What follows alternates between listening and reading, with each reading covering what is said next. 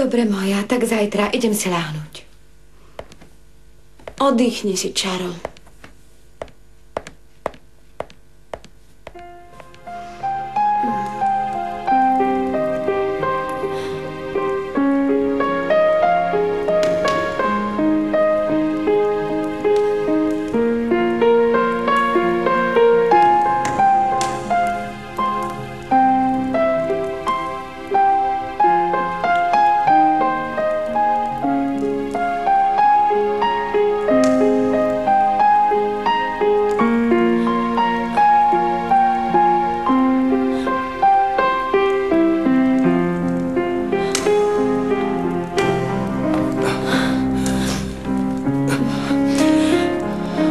Nemôžeš odísť, Renata. Nemôžeš byť ďaleko odo mňa. Pretože sa ľúbime. Neviem. Mám strach. Neboj sa, Poklad. Vedľa mňa sa ti nič nestane. Ľúbim ťa.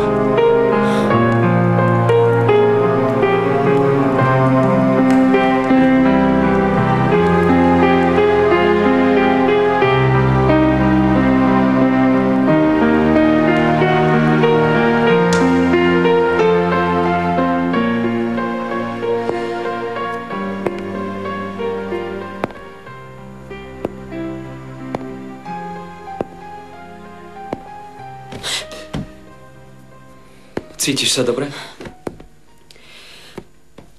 Ako sa môžem, keď už to všetko skončilo? Všetko nám zobrali, nevidíš? Tvoja otázka je od veci, nie?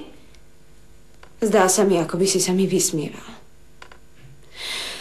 Vidieť, že si ešte nikdy neprišiel o nič cenné.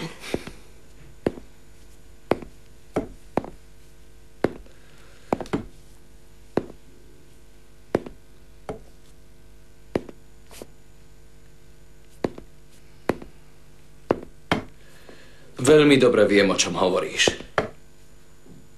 A cítim sa tak, ako ty. Pretože aj ja práve strácam poklad priam neoceniteľný. A neviem, ako ho získať späť.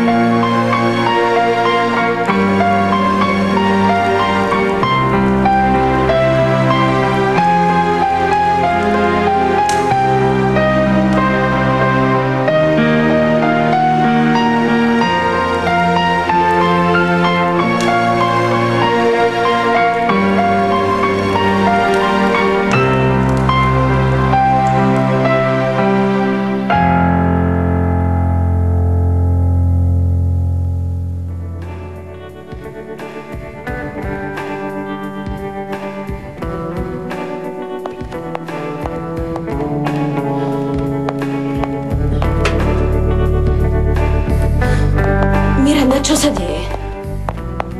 Nič. Som veľká hlúpania, to sa deje. Alejandro? Áno. Chcela by som utekať za ním a povedať mu, že ho ľúbim. Že ho potrebujem, že je mužom môjho života. No za každým, keď to chcem urobiť, spomeniem si na Lilianu a Alejandra, ako sa poskávajú. Ten obraz si nedokážem vymazať z mysle. Nedokážem. Sestrička, upokoj sa, prosím ťa, nechcem, aby si plakala. Ja nemôžem. Cítim sa stratená.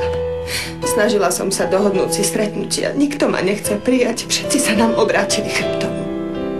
Nerád to vravím, ale pokiaľ viem, aj Alejandro je v takej situácii. Prečo sa nám to všetko stalo? Chcela by som vrátiť čas späť a dostať sa do bodu, keď sme všetci spravili chybu. A napraviť ju. Miranda, to nie je možné. Minulosť nevrátiš späť. Pochop, najdôležitejšie je, že nie si sama. Že sme všetci spolu, máme našu mamu, máme našich partnerov. Miranda, mali by sme držať pokope ako rodina. Nemôžeme utekať rozličnými smermi, keď sme na rovnakej lodi.